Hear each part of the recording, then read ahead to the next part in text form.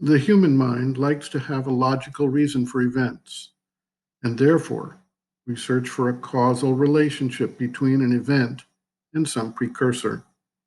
We call this cause and effect, or causality, or dependent origination, or the law of karma, or law of nature. However we describe it, we are trying to make sense of the way things happen in the world and expect order and system to underlie what happens.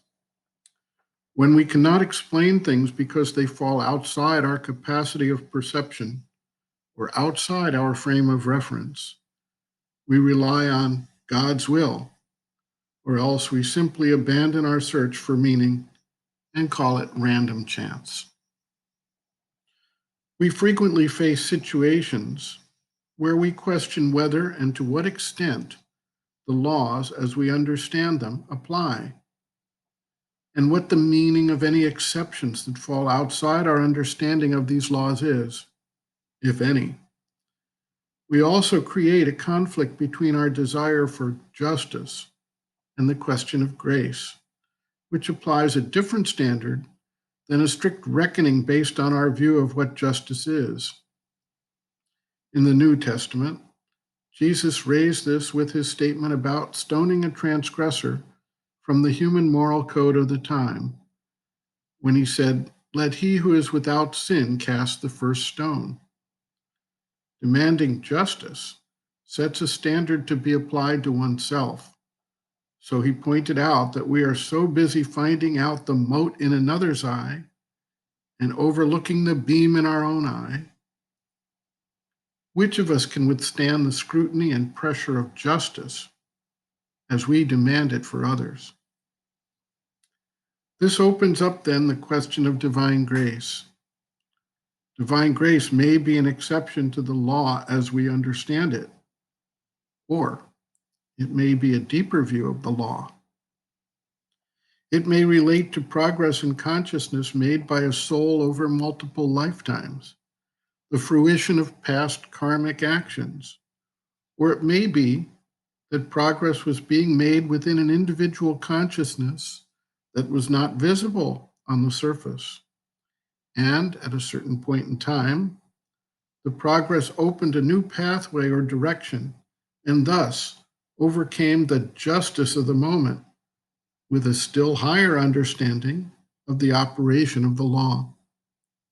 Thus, the story of Valmiki, who was acting as a dacoit until he received a certain opening that transformed him into the enlightened sage who could write the story of the Ramayana. The Bhagavad Gita and the Upanishads both hold that realization does not come about through individual effort, through acquisition of learning, through works in the world, through any individual accomplishment in the outer life, but through the grace of the divine. This does not necessarily mean an exception to the law, but rather a wider understanding of the divine process and its intentions as they play out in our individual lives.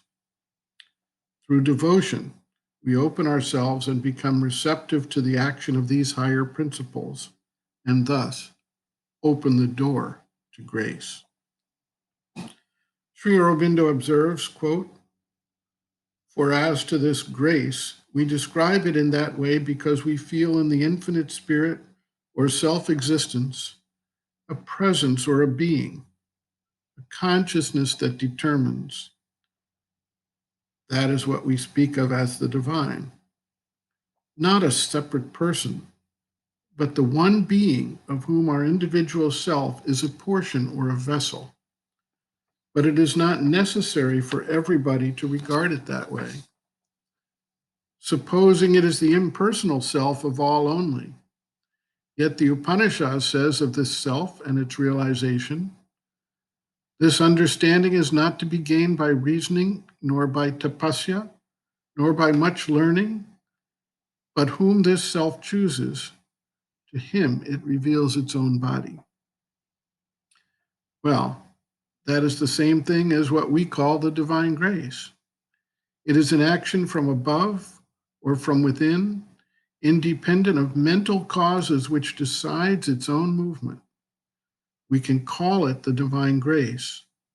We can call it the self within, choosing its own hour and way to manifest to the mental instrument on the surface. We can call it the flowering of the inner being or inner nature into self-realization and self-knowledge. As something in us approaches it, or as it presents itself to us, so the mind sees it. But in reality, it is the same thing and the same process of the being in nature. End quote. Reference, Sri Aurobindo, Integral Yoga, Sri Aurobindo's Teaching and Method of Practice, Chapter 4, The Divine, the Gods and the Divine Force, the Divine Grace, pages 91 to 94.